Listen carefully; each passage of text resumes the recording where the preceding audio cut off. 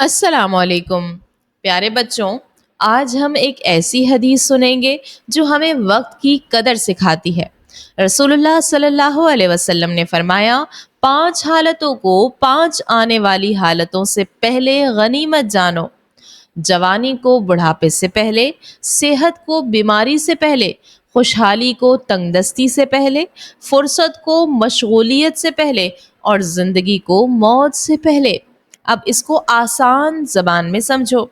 پیارے بچوں، یہ حدیث ہمیں ایک زبردست سبق دیتی ہے کہ ہمیں اپنے اچھے وقت کو ضائع نہیں کرنا چاہیے، یعنی جو نعمتیں ہمیں ملی ہیں ان کا شکر ادا کرتے ہوئے ان سے فائدہ اٹھانا چاہیے، اس سے پہلے کہ وہ چھن جائیں۔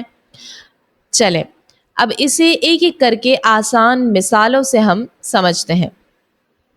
جوانی کو بڑھاپے سے پہلے، جب انسان جوان ہوتا ہے تو وہ تیز اور طاقتور ہوتا ہے، جلدی تھکتا نہیں ہے، ہر کام کر سکتا ہے۔ جیسے آپ کے ابو یا بڑے بھائی کام پر جاتے ہیں، بھاگتے دوڑتے ہیں، کوئی مشقت نہیں لگتی۔ لیکن جب انسان بوڑھا ہو جاتا ہے تو ہڈیاں درد کرنے لگتی ہیں، چلنا مشکل ہو جاتا ہے۔ تو ہمیں یہ چاہیے کہ جب ہم طاقتور اور جوان ہوں اور ابھی بچے بھی اسی طاقت والے دور میں ہوتے ہیں تو ہم اللہ کی عبادت کیا کریں، نیکیاں کریں، قرآن پڑھیں اور ماں باپ کا کہنا مانیں، کیونکہ جب ہم بڑے ہوں گے تب اتنی آسانی نہیں ہوگی۔ صحت کو بیماری سے پہلے، جب ہم صحت مند ہوتے ہیں تو ہر کام خوشی سے کر سکتے ہیں، لیکن جب بخار آتا ہے یا پیٹ درد ہوتا ہے تو نہ کھیلنے کا دل کرتا ہے، نہ پڑھنے کا اور نہ ہی کھانے کا۔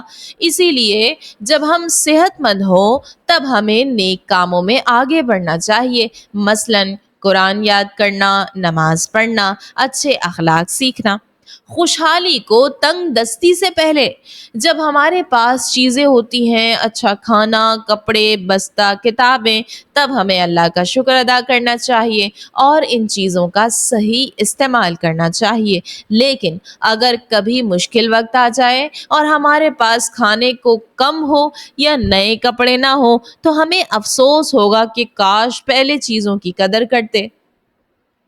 فرصت کو مشغولیت سے پہلے، چھٹیاں ہوں، اسکول بند ہو یا کوئی کام نہ ہو تو یہی وہ وقت ہوتا ہے جو بہت قیمتی ہوتا ہے۔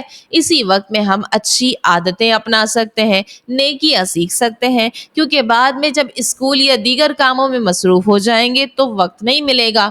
اور زندگی کو موت سے پہلے، یہ سب سے بڑا سبق ہے بچوں۔ زندگی اللہ کی سب سے بڑی ہے، ہمیں یہ وقت ایسے کاموں میں گزارنا چاہیے جو آخرت کے لیے فائدے والے ہوں، یعنی جھوٹ نہ بولیں، لڑائی نہ کریں، بلکہ سچ بولیں اور درگزر کریں، دوسروں کی مدد کریں، نماز پڑھیں، قرآن سیکھیں اور اللہ کی رضا والے کام کریں۔ بچوں، ہمیں سبق کیا ملا؟ یہ حدیث ہمیں سکھاتی ہے کہ وقت کی قدر کرو، وقت واپس نہیں آتا۔ آج جو صحت ہے، آج جو فرصت ہے، آج جو زندگی ہے، یہی اصل خزانہ ہے، اور جو اسے ضائع کرتا ہے وہ بعد میں صرف افسوس کرتا ہے۔